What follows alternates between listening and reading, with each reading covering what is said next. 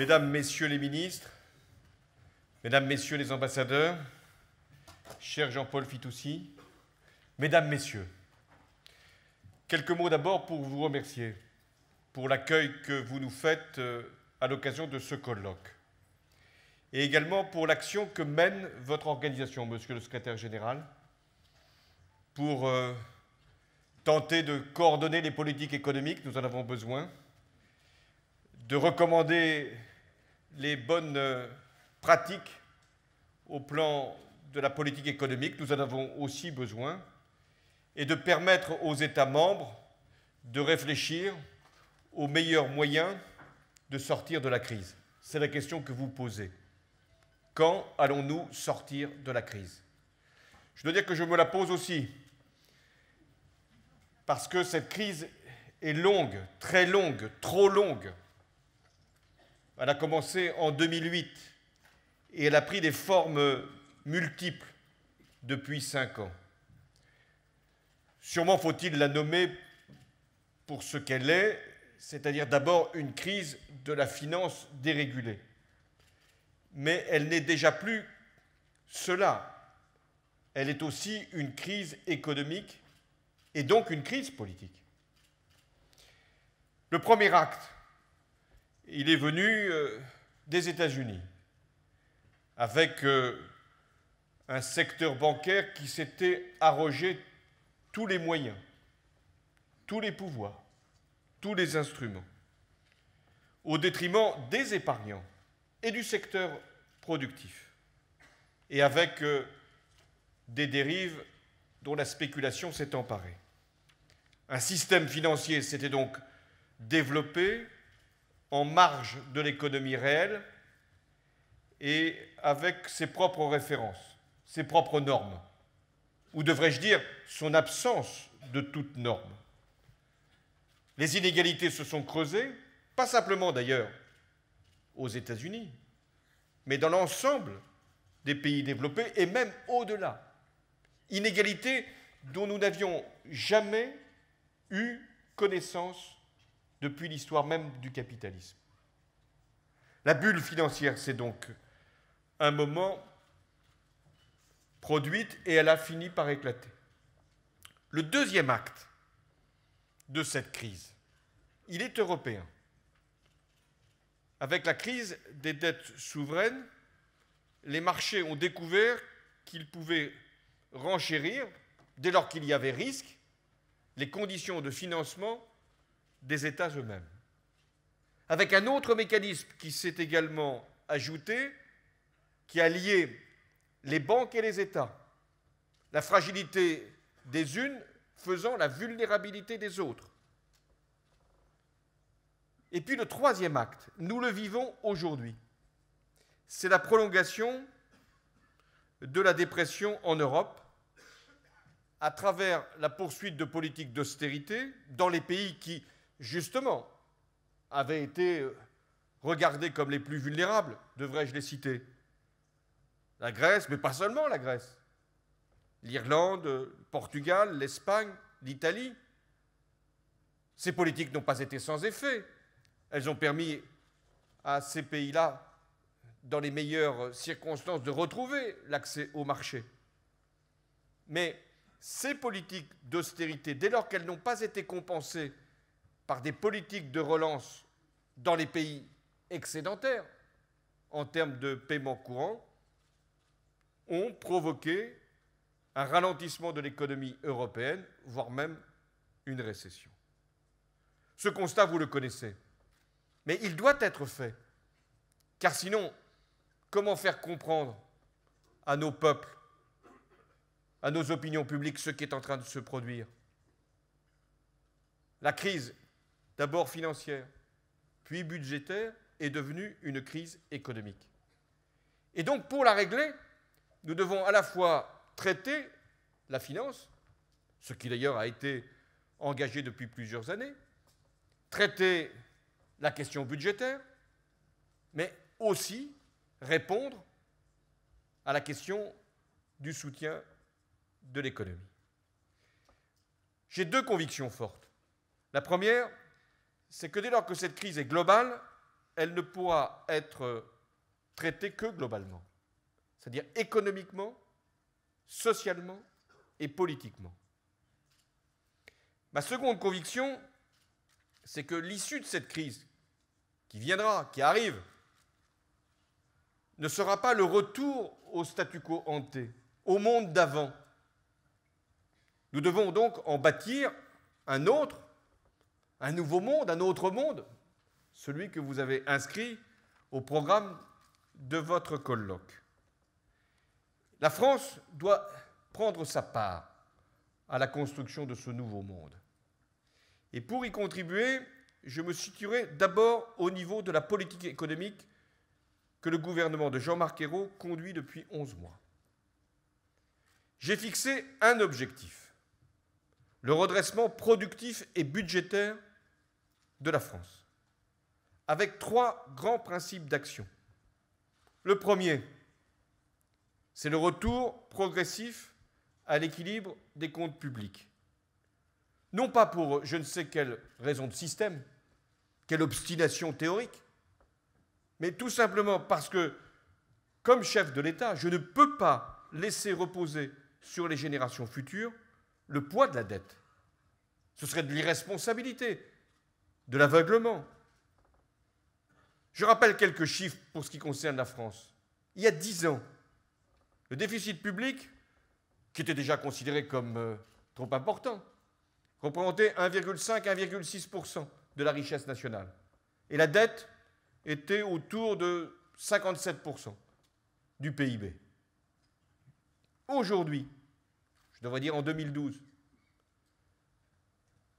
le déficit était de près de 5% en 2011, 5,2, il sera de 4,7, 4,8 en 2012. Et la dette publique, elle représente 1 800 milliards d'euros, plus de 90%. Et si rien n'est fait, nous serons à 100% dans les prochaines années. Je m'y refuse. D'où la politique de sérieux budgétaire, mais qui doit elle-même se fixer des objectifs et donc ne pas entamer la reprise de la croissance que nous devons favoriser et stimuler. C'est pourquoi la solution à cette crise n'est pas l'austérité, c'est la crédibilité, c'est la soutenabilité, c'est la stabilité. C'est dans cette perspective que le gouvernement va présenter à la Commission européenne et avant au Parlement français le programme pour retrouver l'équilibre de nos comptes publics à moyen terme. Je rappelle les efforts que nous avons faits déjà depuis 1 an. Rien que sur les années 2012-2013, la réduction des déficits, indépendamment de tout effet de conjoncture, représentera 3% de la richesse nationale. 3%. Ça n'avait jamais été fait dans notre pays. Et c'est donc considérable. Et c'est la raison pour laquelle le gouvernement français plaidera auprès de ses partenaires, mais je sais que nous avons déjà été entendus par un certain nombre d'organisations, pour que le retour au déficit à 3% du PIB soit repoussé d'1 an, décalé d'1 an. Pourquoi? Pour différer les choix? Non, puisque j'ai maintenu le cap, réaffirmé la trajectoire, et notamment annoncé que les dépenses publiques de l'État en 2014 seraient à un niveau inférieur à ce qu'elles seront en 2013. L'objectif, il doit être sur le niveau de la dépense. Ensuite, il peut y avoir des effets de conjoncture. Mais l'engagement que je prends, au-delà de la trajectoire que nous fixons, c'est sur le niveau de la dépense, sur les économies. L'amélioration des comptes publics, d'ailleurs, en 2014 en France, proviendra aux 2/3 d'économies et pour le reste, de prélèvements. Et entre 2015 et 2017, c'est par des réformes structurelles que le redressement s'opérera, et non pas par des coupes automatiques, dont on voit que si elles sont faites à l'aveugle, Elle provoque des dégâts sociaux considérables. Parce qu'à un moment, c'est sur l'éducation, la formation, l'investissement que se font les ajustements. C'est-à-dire sur la préparation de l'avenir, les conditions mêmes de la croissance. Parce que ce que je veux, c'est le sérieux budgétaire, indispensable pour le désendettement à moyen terme, mais c'est aussi la croissance. Parce que sans la croissance, il n'y aura pas la réduction des déficits. Et s'il n'y a pas un engagement en termes de compte public, il n'y aura pas le retour de la confiance, donc la croissance. Tout se tient. Et c'est pourquoi le deuxième principe de la politique économique que le gouvernement conduit, c'est de mettre en œuvre une stratégie d'investissement. C'est le pacte de compétitivité qui a été présenté, le crédit d'impôt qui l'accompagne pour favoriser l'emploi, l'investissement, l'exportation. De la même manière, j'ai identifié plusieurs filières d'excellence qui devront être soutenues, y compris par une mobilisation exceptionnelle de l'épargne. Je pense au logement, au numérique, à la rénovation thermique et plus largement à la transition énergétique et aux nouvelles technologies. Parce que c'est là que ça se joue, la croissance de demain. L'État, de ce point de vue, doit changer. Et j'entends un certain nombre de recommandations qui nous sont faites. D'abord, l'État doit être le garant de la stabilité de règles. C'est pourquoi j'ai annoncé la pérennisation de tous les dispositifs fiscaux en faveur des petites et moyennes entreprises et en faveur du soutien à l'innovation et à la recherche. Tout au long du quinquennat, ces dispositifs seront préservés, quoi qu'il arrive. Deuxième engagement que doit faire l'État, c'est de simplifier la vie des agents économiques, entreprises comme particuliers, en simplifiant les procédures, en raccourcissant les délais, en accélérant les décisions. Ce que je crois profondément, c'est que le mode d'action des États et des acteurs publics n'est plus adapté à la situation économique. C'est trop lent, c'est trop lourd. Et qu'une grande partie de l'insatisfaction de nos concitoyens, c'est de voir qu'au-delà des décisions qui sont annoncées, votées et même appliquées, ça met trop de temps par rapport à l'urgence pour les entrepreneurs lorsqu'il s'agit de leur donner les conditions d'investissement, pour les particuliers pour leur envoyer des messages pour la consommation ou pour leur achat de biens durables ou pour les transitions énergétiques. Les signaux ne peuvent plus être simplement indicatifs, ils doivent être réels, traduits dans la vie quotidienne. Le troisième principe, c'est le soutien à l'emploi. Comment peut-on accepter les niveaux de chômage que nous connaissons, le chômage des jeunes et le chômage des seniors? C'est tout le sens de ce que nous avons fait pour la réforme du marché du travail. Et je salue les partenaires sociaux qui ont pris cet engagement, que nous avons d'ailleurs traduit sous forme législative. C'est aussi ce que nous avons introduit, le contrat de génération.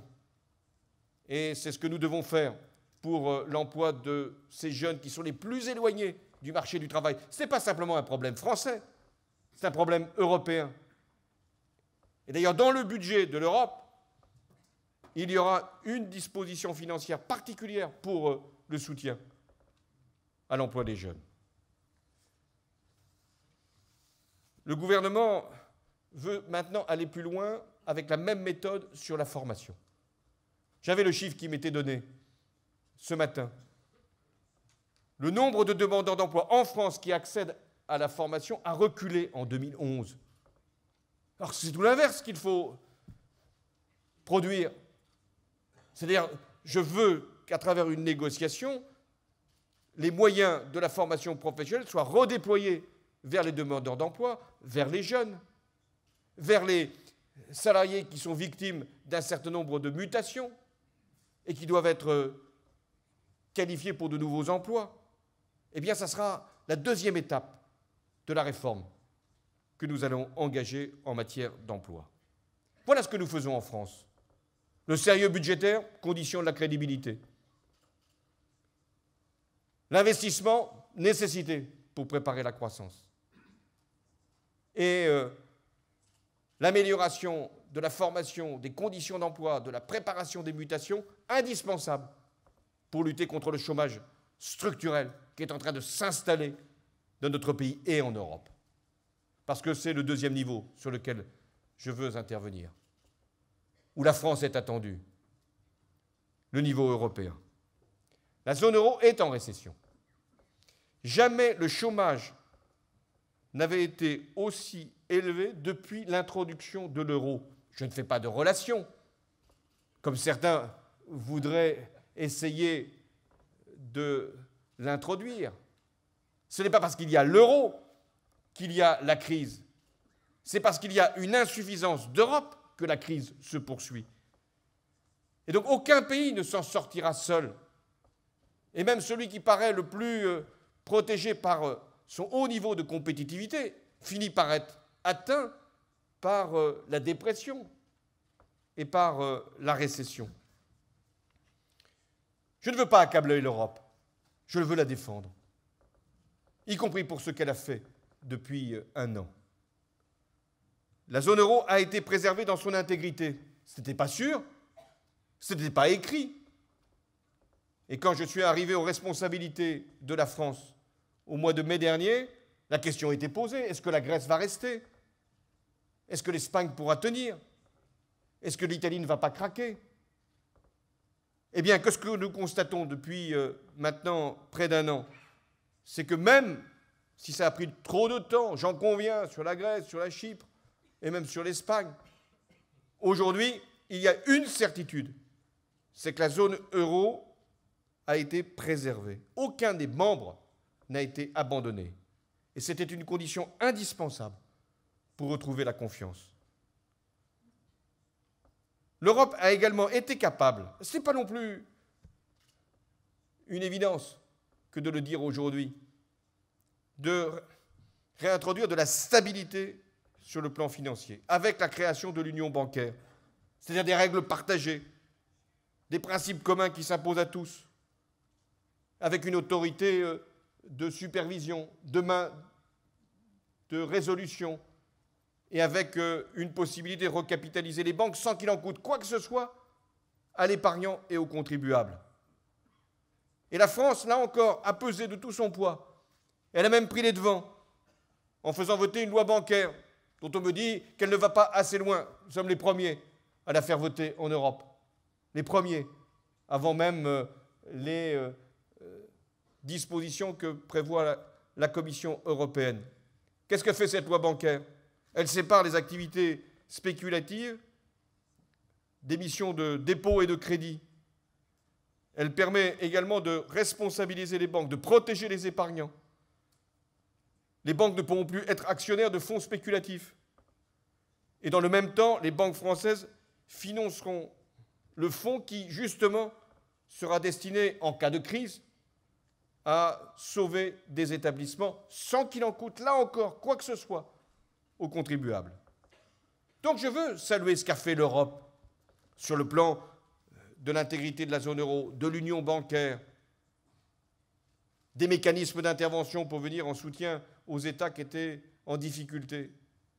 Mais en même temps, je veux aussi souligner ce qu'elle n'a pas fait, ou n'a pas fait suffisamment, et notamment en termes de croissance. Certes, et c'était aussi une initiative française, nous avons fait adopter un pacte de croissance, 120 milliards d'euros, dont nous voyons aujourd'hui quelques traductions en termes de prêts de la BEI ou de mobilisation des fonds structurels. Et c'est bien. Mais l'Europe doit faire davantage. Je ne parle pas simplement de son budget. Je parle de ces fonds qu'elle pourrait mobiliser, de ces emprunts qu'elle pourrait lever. C'est toujours mon idée.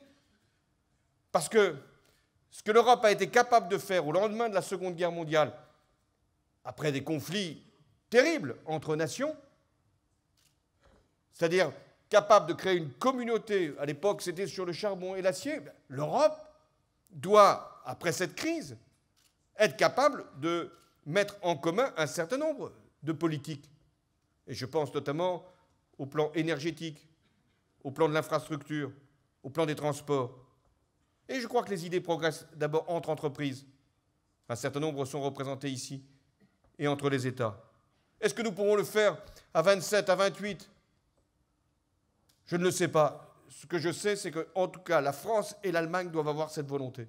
Y compris parce que nous n'avons pas les mêmes politiques énergétiques et que nous pouvons faire ensemble, sur les énergies renouvelables, un certain nombre de choix. La sortie de la crise de la zone euro ne passera pas par une recette unique ou simpliste. Certains voudraient nous faire croire que la solution consisterait à réduire encore plus vite les déficits. Mais chacun connaît le risque. C'est qu'il n'y ait aucun résultat en termes de rétablissement des comptes publics, parce qu'il y aura une récession qui se prolongera. Et j'en connais les conséquences. Le chômage et le désarroi des peuples. Et avec la montée d'un certain nombre de populismes, il n'y a pas besoin de les inventer, ils sont là, déjà là. Ça, c'est la première politique qui nous est proposée. Allez, encore plus vite, encore plus loin, encore plus fort, au risque de casser la machine économique. D'autres voudraient trouver des échappatoires. Laisser penser qu'en laissant filer les déficits, et je sais que ce n'est pas l'idée qui, ici, est proclamée, nous pourrions faire du keynésianisme à bon compte. S'il était prouvé que plus de déficit fait plus de croissance, ça se saurait. Quand on a ce niveau de dette. Et puis il y a une autre politique aussi qui est affichée, parfois discrètement, parfois plus directement, c'est la sortie de la zone euro, l'éclatement de la zone euro. Et tous les pays connaissent ce débat. Donc il n'y a pas qu'une politique possible, il y en a toujours plusieurs. Il y a les réductions drastiques de dépenses avec la fin d'un certain nombre de modèles sociaux. Il y a le creusement des déficits avec le risque de la sanction qui viendra tôt ou tard. Et puis, il y a la politique d'éclatement de la zone euro, de la fin de ce que nous avons construit ensemble.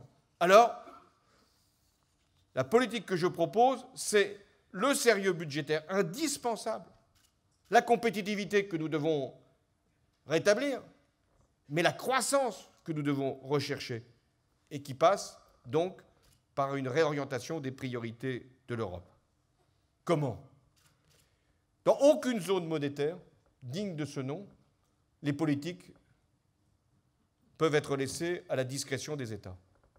Il y a nécessité de la coordination. Sur quelle base? Les pays qui sont en déficit de balance de paiement, en déficit de comptes publics, doivent rétablir dans un délai raisonnable, ce qui fait qu'ils sont en écart par rapport aux autres. Mais à l'inverse, les pays qui sont en excédent de balance commerciale ou qui ont rétabli leurs comptes publics doivent soutenir la demande pour permettre justement à ceux qui sont dans une situation plus difficile de pouvoir avoir le soutien de l'activité. C'est pourquoi une zone monétaire comme la zone euro, et j'y tiens parce que je suis attaché au projet européen, ce n'est pas l'homogénéité, tout le monde faisant la même politique, pas davantage l'hégémonie, certains pays imposant aux autres un modèle, c'est la coordination, la coopération et donc la convergence, ça s'appelle la solidarité. L'Europe, je cite Jean-Paul Fitoussi, est orpheline de la politique. C'est vrai. Ce qui veut dire que l'Europe est née de la politique. Elle ne se relancera que par la politique. Ça veut dire quoi? Par des mots, pas des discours, mais des actes politiques. Des institutions plus solides, un Parlement respecté, un pouvoir identifié, des décisions plus rapides et des moyens mobilisés. Je me fais souvent cette réflexion quand je vais hors d'Europe. Nous sommes regardés quelquefois avec admiration. C'est légitime. Quelquefois avec un peu plus de commisération. Mais qu'est-ce qui se passe en Europe? Et nous oublions de dire que l'Europe, c'est la première puissance économique du monde, à la fois sur le plan de ses moyens industriels, technologiques, humain. Et nous devons revendiquer cette place. Donc l'Europe, elle doit prendre conscience d'elle-même et peser dans le destin du monde. C'est le dernier niveau que je voulais évoquer, le monde. Le monde a beaucoup changé depuis une décennie, considérablement changé. Les rapports de force, les positions, les niveaux de croissance. Les pays émergents ne sont plus émergents. Ils sont aujourd'hui à des niveaux de développement considérables.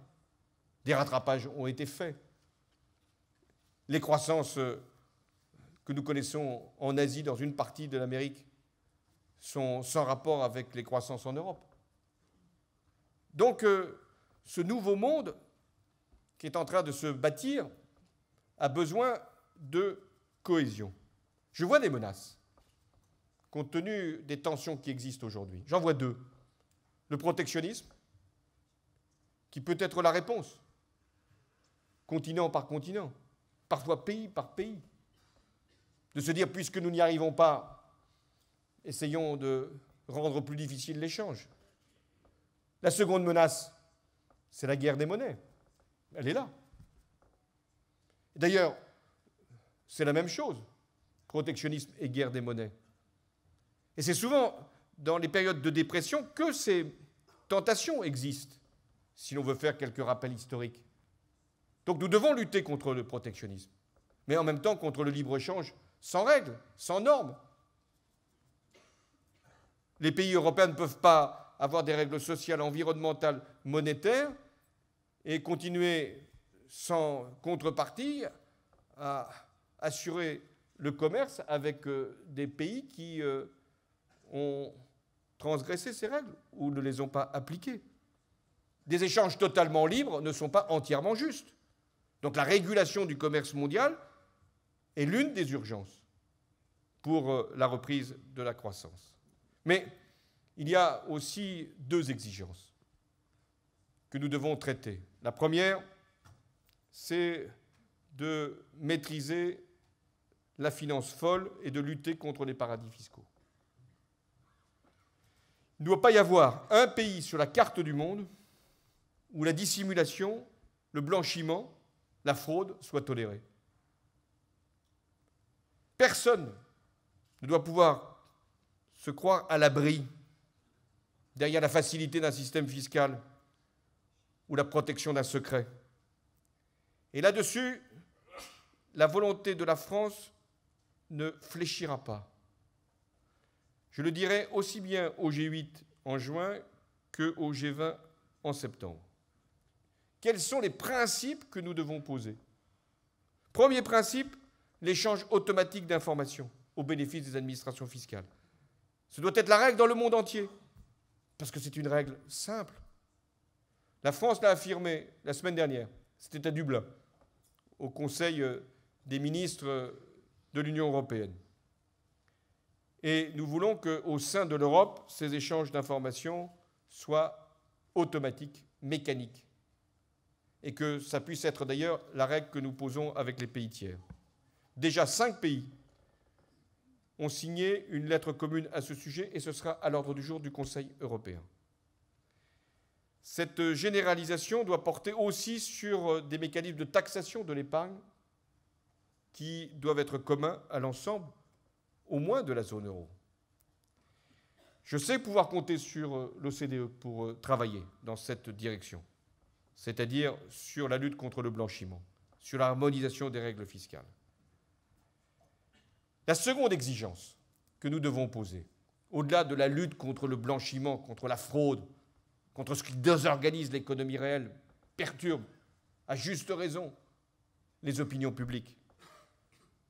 Et ça, c'est une exigence de court terme. L'autre exigence, qui est une exigence de moyen terme, c'est le développement durable.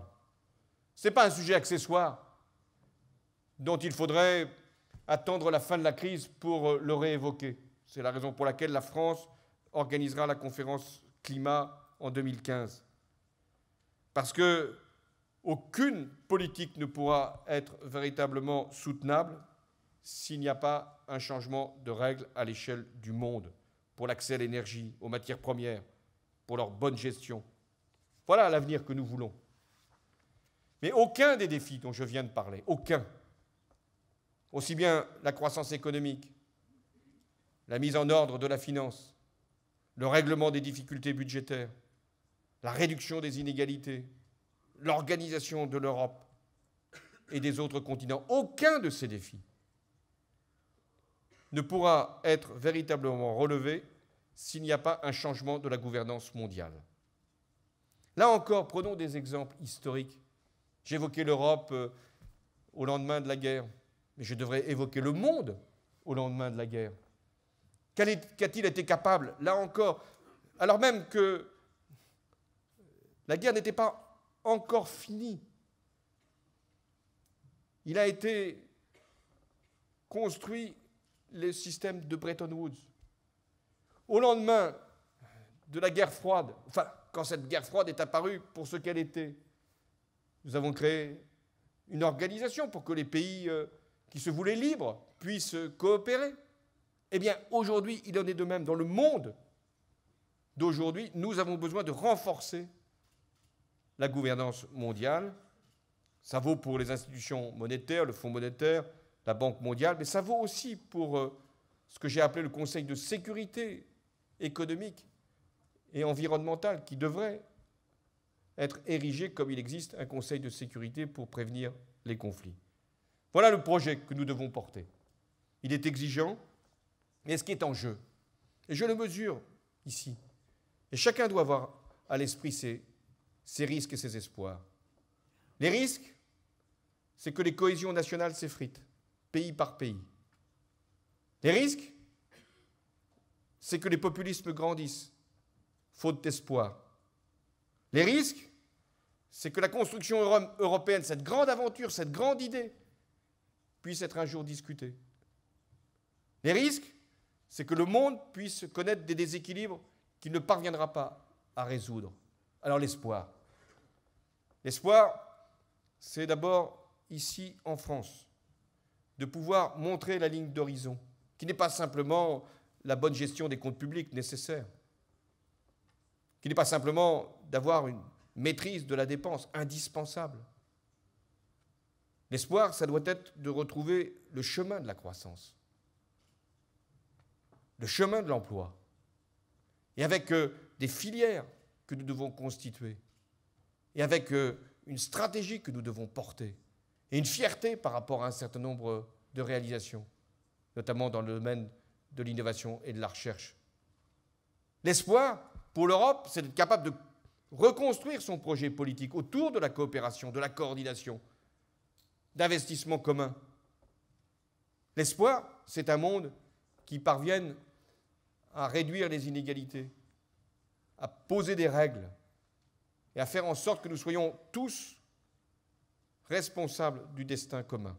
Voilà le monde d'après qui suppose d'abord une France capable de porter sa voix, car cette voix est attendue, une Europe consciente de son avenir et un monde qui sait qu'il est maintenant lié forcément au destin commun.